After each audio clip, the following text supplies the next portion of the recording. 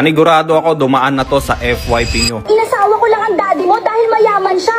Yan ay ang AI Gulay Stories. Viral ito ngayon at inaabot talaga ng million views kada short. Tuturo ko sa iyo kung paano gawin to para pagkakitaan mo rin. So stay tuned.